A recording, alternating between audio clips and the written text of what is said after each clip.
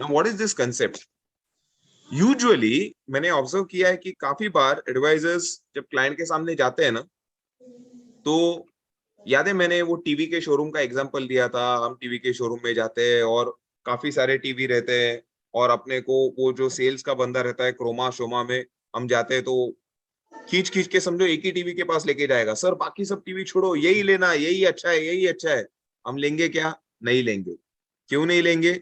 दिमाग में एक मैसेज जाता है, अरे बाकी सारे ब्रांड छोड़ के ये मुझे यही ब्रांड का बेच रहा है, मतलब इसमें इसको कमीशन ज्यादा है या इसको माल खत्म करने का है ना? ऐसे सब विचार जाते हैं। तो भले हम वो टीवी नहीं लेंगे बट दूसरा भी कोई टीवी नहीं लेंगे, we will not make any decision, because हम यूजुअली कस्टमर को पुश नहीं कर सकते कि तुझे यही लेना है, यही ले, यही ले। आप जितना उसको पुश करोगे ना, वो और भागते जाएगा आपसे। So why don't we do it the other way around? Can we do something like a menu card? For example, क्या हम उसे ऐसे बेनिफिट्स बता सकते हैं जिसमें बाय डिफॉल्ट वो अच्छे ही ऑप्शंस पे टिक करेगा, वो बोलेगा कि मुझे ये फीचर चाहिए। सर मैं तो काफी कुछ कंपनीज का है हम करते हैं, बट आपकी रिक्वायरमेंट के हिसाब से है ना सर, अपने को स्टार हेल्थ में एक बहुत बढ़िया प्रोडक्ट है सर, वही आपको मिलेगा, तो ये assure. What it now, what is this menu card? तो उसका प्रिंट आउट निकाल के ना उसको टिक करने को लगाओ, हाँ मुझे ये चाहिए, ये चाहिए, या फिर उसको पूछो और आप टिक करो। You know what? नजिंग, इसको नजिंग बोलते हैं। मतलब इनडायरेक्टली मैं उससे वो काम करवा रहा हूं। ओके, मैं उसे ये वो मुझे इनडायरेक्टली कह रहा है कि मुझे ऐसा ही प्रोडक्ट चाहिए जिसमें ये सारे फीचर्स हैं। सो टिक मारो। समझो 10 में से 7 भी पॉइंट्स अगर आपके हिसाब से बनते हैं ना, तो बोलना सर मेजोरिटी पॉइंट जो आपने जो चूज किया ना उसके मुताबिक सर मुझे ऐसा लगता है कॉम्प्रिहेंसिव प्लान अच्छा है, या श्योर आपको जो बेचने का है फिर बेचो। ठीक है ना? What is this concept? तो फॉर एग्जाम्पल मैं उसको पूछता हूँ, सर रूम रेंट, तो all you have to do is, बाकी कुछ भी करना नहीं है। See what is the difference between agent and the advisor? Agent is उसके सामने जो प्रोडक्ट है ना, जाके वो सेल्समैन नहीं, वो पोस्टमैन का काम करता है। हाँ, बट एडवाइजर इज आपको ये कुछ हार्डली 10-12 फीचर्स है, उसको खाली आपको एक्सप्लेन करना है कि सर ये मैं आपको मीनिंग बताता हूँ सर कि ये इसके इसके एक्चुअल मीनिंग क्या होता है। हो सकता है सर कि आप आपके फील्ड में एक्सपर्ट है, बट मेडिक्लेम टर्म्स में बाद में ऐसा नहीं होना चाहिए कि सर मेरे एजेंट ने कुछ मुझे बताया नहीं या कुछ भी नहीं हुआ। तो मैं सर ये चाहता हूं कि मैं आपकी तरफ से हूं सर, मैं आपको एक न्यूट्रल ओपिनियन दूंगा, मैं आपकी तरफ से हूं, और मैं ये चाहता हूं कि सर आप जो कुछ भी डिसीजन लेंगे ये आप सोच समझ के लीजिएगा। तो डिसीजन लेने में सर मैं आपकी मदद करना चाहता हूँ। I don't want to sell you something, I want to help you buy. Okay, I want to help you buy the policy. Okay, buy the right policy which is right for you.